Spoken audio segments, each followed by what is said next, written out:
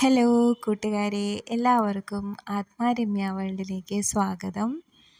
ഇത് എൻ്റെ വീട്, ഞാൻ ജനിച്ച് വളർന്ന എൻ്റെ നാട്. ഞാൻ അടുവാശ്ശേരി എന്ന് പറയുന്ന ഒരു കൊച്ചു ഗ്രാമത്തിൽ, എൻ്റെ അച്ഛൻ കൃഷിക്കാരനാണ്, അമ്മയും അതോടൊപ്പം തന്നെ അച്ഛനെ കൂടെ സഹായിക്കുന്നൊരു കൃഷിക്കാരിയും ആയിട്ടുള്ള ഒരു അച്ഛൻ്റെ അമ്മയുടെയും മോളായിട്ടാണ് ഞാൻ ജനിച്ചത്. എനിക്കൊരു ചേട്ടനും. അങ്ങനെ ഞങ്ങൾ 4 പേരാണ്. അവിടെ ഞങ്ങൾ ചെറുപ്പത്തിലേ മുതൽ കൃഷിയും പാടവും കൊയ്ത്തും അങ്ങനെ എല്ലാം കണ്ട് വളർന്ന ഒരു നാട്ടിൻപുറത്തുകാരിയാണ് ഞാൻ. പക്ഷെ ഇപ്പം ഞാൻ താമസിക്കുന്നത് നേരെ റിവേഴ്സായിട്ടുള്ളൊരു മെട്രോ സിറ്റിയിലാണ്. നേരെ വീട്ടിൽ നിന്ന് ഇറങ്ങുന്നത് തന്നെ പക്ക മെട്രോയിലോട്ടാണ്. എനിക്ക് എൻ്റെ നാട്ടിൽ ചെന്ന് കഴിയുമ്പോൾ ഈ പച്ചപ്പിലൂടെ ഈ പറമ്പിലൂടെയൊക്കെ നടക്കുമ്പോൾ കിട്ടുമ്പോൾ ഒരു സന്തോഷം എന്ന് പറഞ്ഞാൽ അത് പറഞ്ഞറിയിക്കാൻ പറ്റില്ല. വീട്ടിൽ ചെല്ലുമ്പോൾ ശരിക്കും അകത്തിരിക്കണേക്കാൾ കൂടുതലും പുറത്ത് ചെടികളുടെയും വാഴയുടെയും എല്ലാത്തിൻ്റെയും ഇടയിലൂടെ നടക്കുന്നതാണ് കൂടുതലിഷ്ടം. അതേസമയം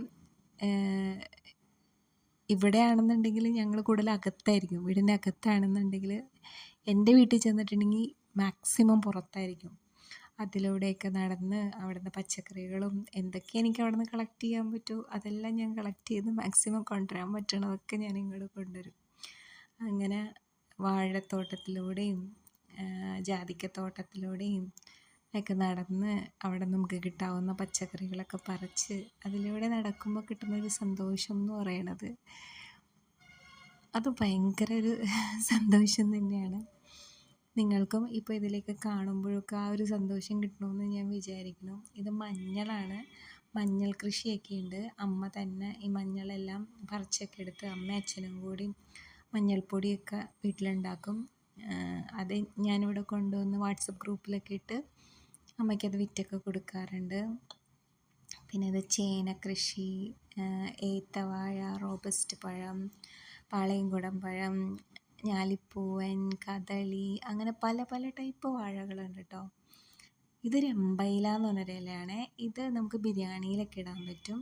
ഇത് പക്ഷെ വെറുതെ നമ്മൾ മണത്ത് നോക്കുകയാണെങ്കിൽ അങ്ങനെ സ്മെല്ലൊന്നും ഉണ്ടാവില്ല. സാധാരണ ഒരു പുല്ലിൻ്റെ മണം പോലെയൊക്കെ ആയിരിക്കും.